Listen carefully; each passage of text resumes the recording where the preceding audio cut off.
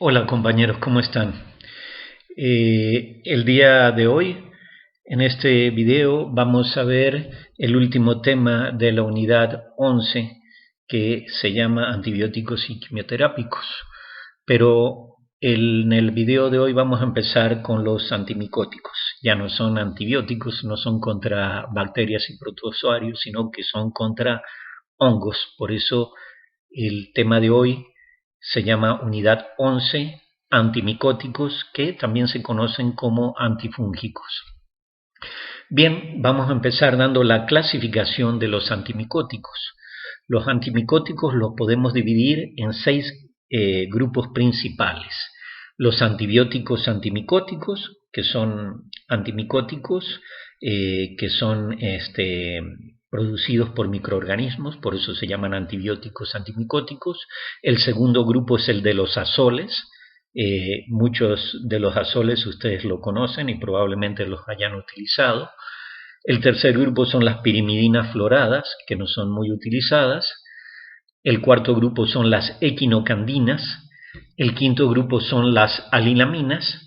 Y el sexto grupo son los que hemos llamado como otros antimicóticos. ¿Por qué le hemos llamado otros antimicóticos?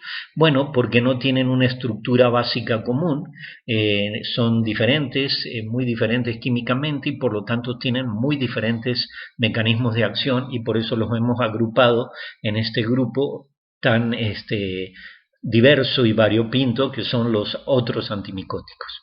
Vamos a empezar viendo en este video los primeros dos grupos de antimicóticos o antifúngicos. Vamos a empezar en el mismo orden que se los mencioné en la clasificación. Vamos a empezar con los antibióticos antimicóticos. Como ejemplos de antibióticos antimicóticos sistémicos, vamos a mencionar a la anfotericina B y a la grisiofulvina. Y como ejemplos más bien de antibióticos antimicóticos tópicos, mencionaremos a la nistatina y a la natamicina, que son de los más conocidos. Bien, vamos a empezar hablando de un solo antibiótico antimicótico y vamos a utilizar el más conocido, que es sistémico, antibiótico antimicótico sistémico, que es la anfotericina B, que es muy utilizado en la clínica. La anfotericina B es un antibiótico macrólido producido por Streptomyces nodosus, que es una bacteria que también pertenece a la familia de los actinomicetos. Recuerdan que los actinomicetos producen los macrólidos como Streptomyces erythraeus y producen también los aminoglucósidos y también producen este antibiótico macrólido que es este antibiótico macrólido que es la anfotericina B, que lo produce Streptomyces nodosus. Vamos a ver el mecanismo de acción de la anfotericina B.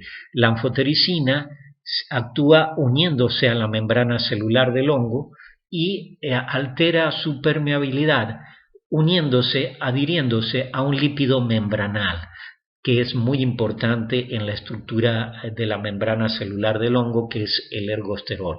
Entonces, la anfotericina B se une al ergosterol, que es un lípido membranal de la membrana del hongo, y da lugar a que se formen poros que alteran la permeabilidad de la membrana del hongo.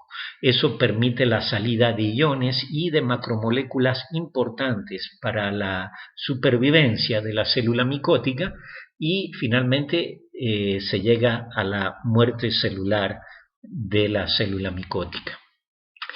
Bien, vamos a ver los usos clínicos de la anfotericina B.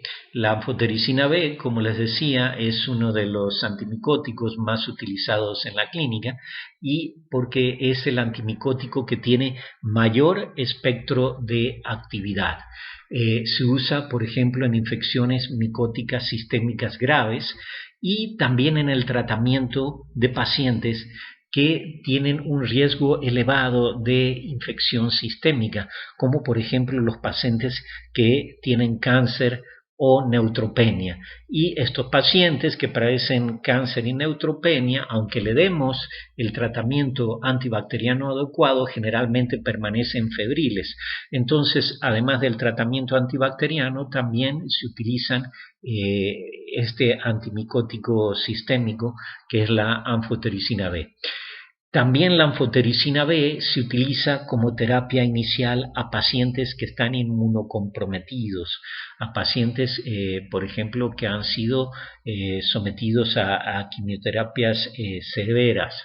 También se utiliza la anfotericina B en la meningitis criptocócica, se utiliza en la neumonía por hongos y también se utiliza la anfotericina B en el síndrome de sepsis debido a infecciones micóticas.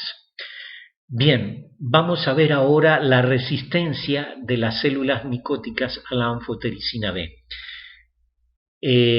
La resistencia a la anfotericina B en la célula micótica generalmente sucede cuando ésta puede impedir la unión de la anfotericina B al ergosterol, ya sea disminuyendo la concentración de ergosterol en la membrana del hongo o bien modificando la molécula de ergosterol para reducir la afinidad por la anfotericina B, para impedir que la anfotericina se pueda unir al ergosterol. Obviamente estos son cambios en el cromosoma de la célula micótica, ya sea por mutación, que dan lugar a una molécula de ergosterol alterada, que tiene baja afinidad por la anfotericina B. Y para reducir la concentración del ergosterol en la membrana del hongo, obviamente tiene que disminuir la síntesis de ergosterol y eso va a disminuir la eficiencia de la anfotericina B. En cuanto a los efectos adversos de la anfotericina B, el más grave y el más frecuente, que ya lo he mencionado en videos anteriores, es la nefrotoxicidad. El más frecuente y grave efecto de la anfotericina B es la toxicidad renal y va a dar lugar a un cierto grado de reducción en la función renal en más del 80% de los pacientes tratados con anfotericina, aunque generalmente la función renal se recupera si interrumpimos la administración de la anfotericina B, o sea que la nefrotoxicidad, el daño renal, es reversible si dejamos de administrar la anfotericina. También la anfotericina B puede producir alteraciones de la función hepática.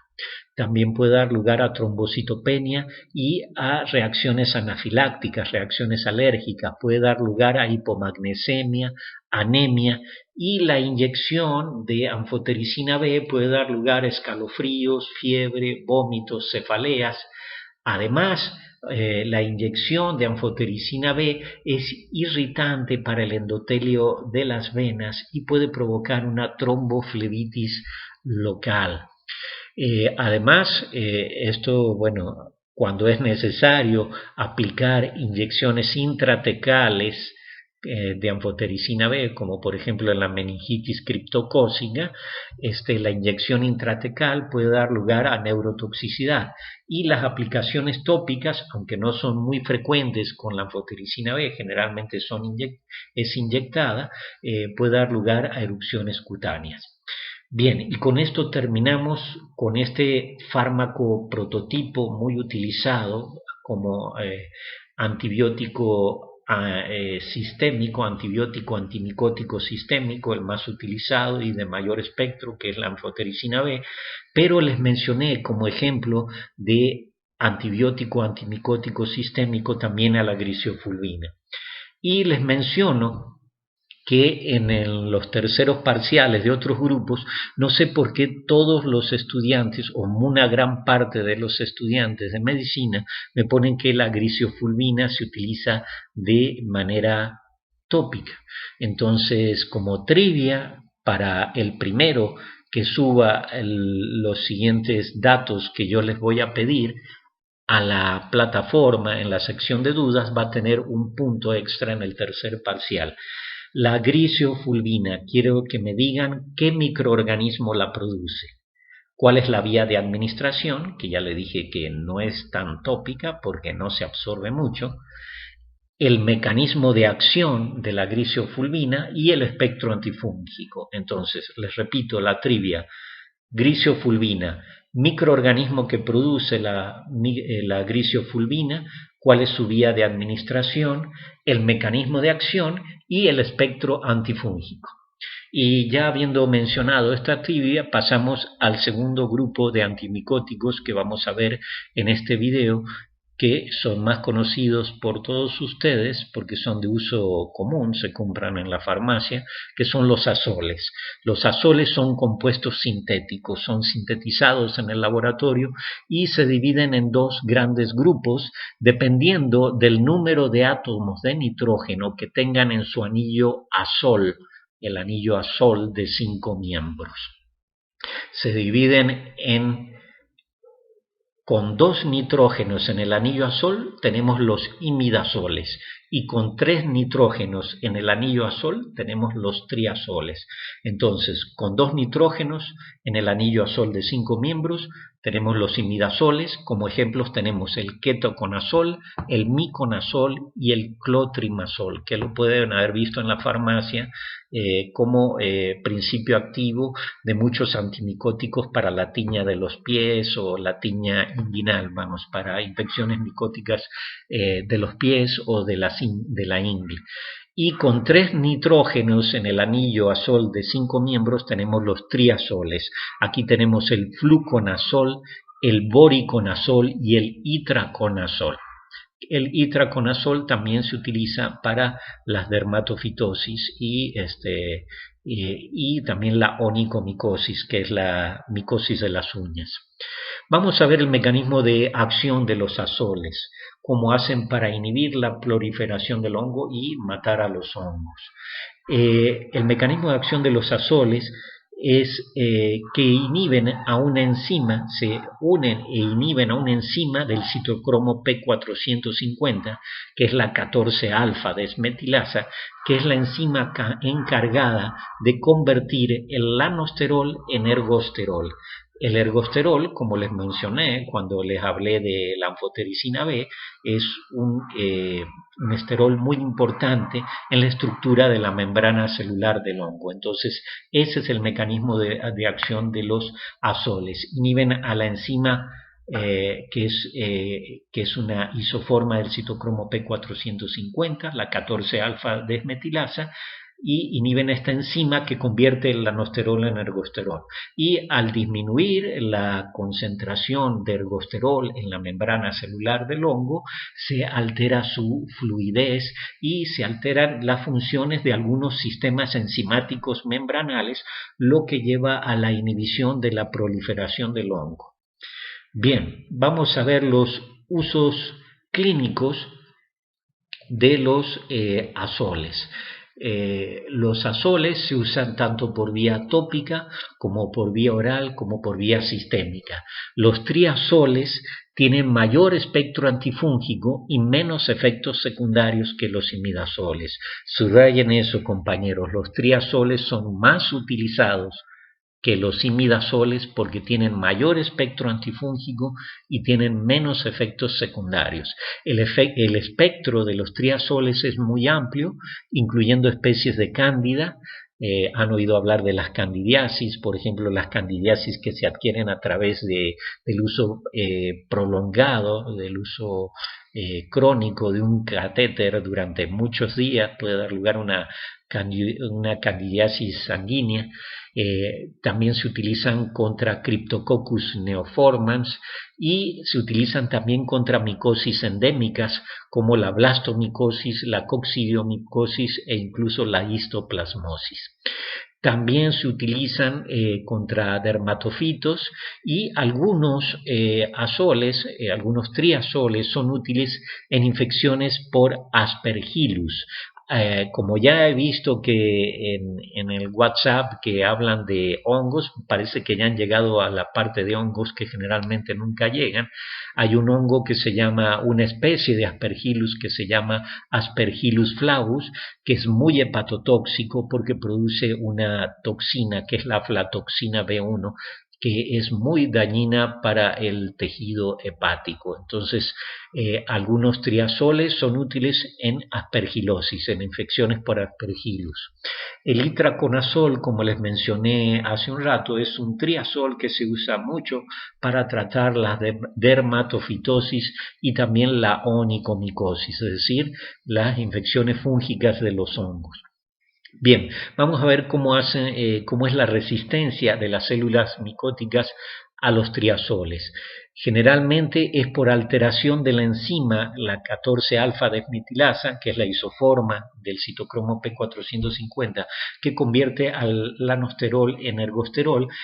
Hay una mutación en el cromosoma de la célula micótica que da lugar a una enzima 14-alfa-desmetilasa defectuosa para unir los azoles, de manera que ya no pueden inhibir a la enzima, y si la enzima convierte el lanosterol en ergosterol, la membrana celular micótica va a tener características normales, va a tener fluidez normal y va a sobrevivir.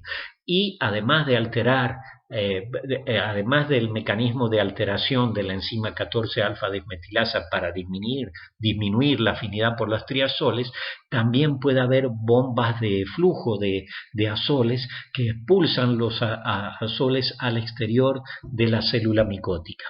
En cuanto a efectos adversos, en general los azoles son poco tóxicos, aunque pueden producir trastornos gastrointestinales menores, pueden producir náuseas, mareos, dolor abdominal, y en raras ocasiones los azoles pueden dar lugar a alergias cutáneas y a prurito, es decir, a comezón.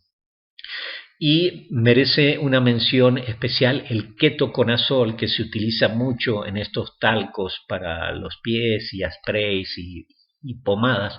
El ketoconazol es hepatotóxico y por eso ya casi no se administra por vía sistémica. El ketoconazol es hepatotóxico y algunos estudios han sugerido que a dosis altas pueden inhibir la síntesis de esteroides corticoadrenales y también de testosterona, lo cual puede dar lugar a ginecomastia. Y por estas razones el ketoconazol ya no se usa en forma sistémica en los Estados Unidos de América, solamente se utiliza de manera tópica, como lo encuentran en la farmacia en presentaciones de polvo, talco, pomadas, cremas para la micosis de los pies o las micosis inguinales. Y esto es todo por hoy, compañeros. En el próximo video veremos otros dos grupos de antimicóticos y en el siguiente video otros dos grupos de antimicóticos para terminar el programa. Es decir, que después de este video nos quedan solamente 2 videos más para terminar el programa. Nos vemos en el siguiente video, compañeros. Hasta la próxima.